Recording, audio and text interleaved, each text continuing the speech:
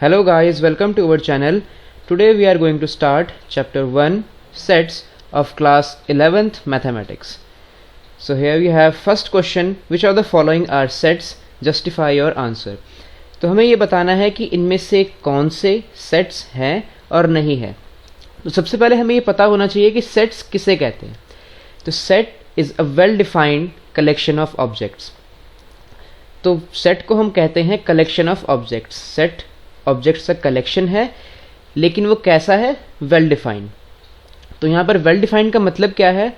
Well defined का यहाँ पर मतलब है कि ये पर्सन टू पर्सन ये वैरी नहीं करना चाहिए। फॉर एग्जाम्पल, अगर हम कहते हैं अ collection of first 5 natural numbers, तो उसका आंसर हर किसी के लिए 1, 2, 3, 4 एंड 5 यही होगा।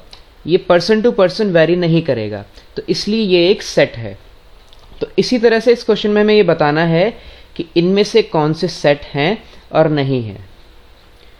तो फर्स्ट पार्ट हम देखते हैं, the collection of all months of a year beginning with letter J.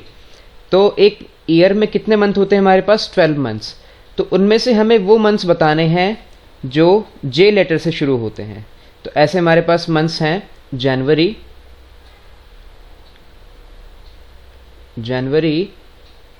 June and जुलाई।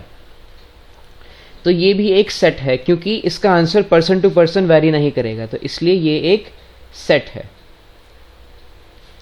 अब इसके बाद हमारे पास है second part, the collection of 10 most talented writers of India. तो ये वेल डिफाइंड नहीं है, क्योंकि 10 most talented writers of India ये पर्सन टू पर्सन वैरी कर सकता है। किसी पर्सन के लिए मोस्ट टैलेंटेड राइटर कोई और हो सकता है, और अनदर पर्सन किसी और पर्सन के लिए मोस्ट टैलेंटेड राइटर कोई और हो सकता है। तो हम यहाँ पर लिखेंगे not well defined, not well defined, therefore it is not a set, it is not a set. ये वेल डिफाइंड नहीं है। A team of 11 best cricket batsman of the world. तो अगेन वही बात है, यहाँ पर भी ये वेल डिफाइंड नहीं है। किसी के लिए 11 बेस्ट क्रिकेट बैट्समैन कोई और हो सकते हैं, और किसी और के लिए 11 बेस्ट क्रिकेट बैट्समैन कोई और हो सकते हैं। तो यहाँ पर भी ये सेट नहीं है। तो हम यहाँ पर लिखेंगे not well defined, not well defined, therefore not a set। तो ये भी सेट नहीं है। अब फोर्थ पार्ट देखते हैं हम, the collection of all boys in your class. तो यहाँ पर हम एक क्लास ले लेते हैं जिसमें स्टूडेंट्स बैठे हुए हैं हमारे पास। तो हम यहाँ पर जिस भी स्टूडेंट से पूछेंगे तो उसके लिए नंबर ऑफ बॉयज़ सेम रहेंगे। किसी भी हम स्टूडेंट से पूछेंगे तो उसके लिए नंबर ऑफ बॉयज़ उतने ही रहेंगे अपनी क्लास में।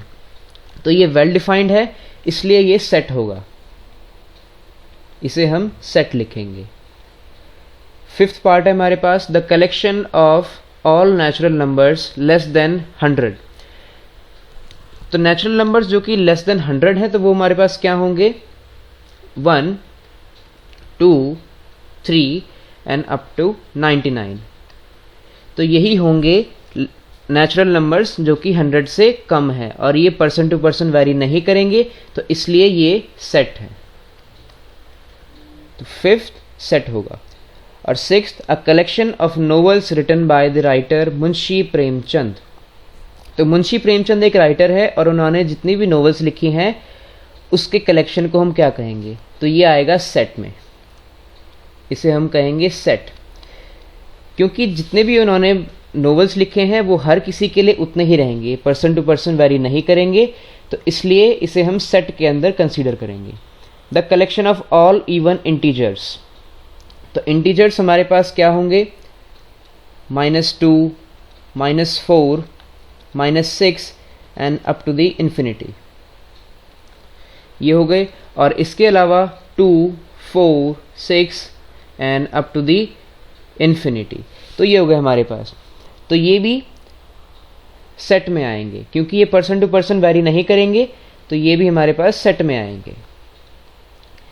तो ये सेट में आ चुका है। अब next part, the collection of questions in this chapter. तो अगर कोई भी इंसान 11th क्लास की एनसीईआरटी को देखेगा और इस चैप्टर को देखेगा तो उसके नंबर ऑफ क्वेश्चंस उतने ही रहेंगे, तो ये भी सेट होगा। Set, a collection of most dangerous animals of the world. तो ये सेट नहीं होगा, क्योंकि डिफरेंट पर्सन के लिए अलग अलग डिफरेंट एनिमल्स डेंजरस हो सकते हैं। फॉर एग्जांपल, किसी इंसान को डॉग से डर लगता है, किसी को मंकी से डर लगता है, तो ये हर पर्सन टू पर्सन वेरी करता है, तो ये सेट नहीं होगा, नॉट ए सेट। तो ये सेट नहीं होगा। तो इस तरह से ये क्वेश्चन कंप्लीट होता है।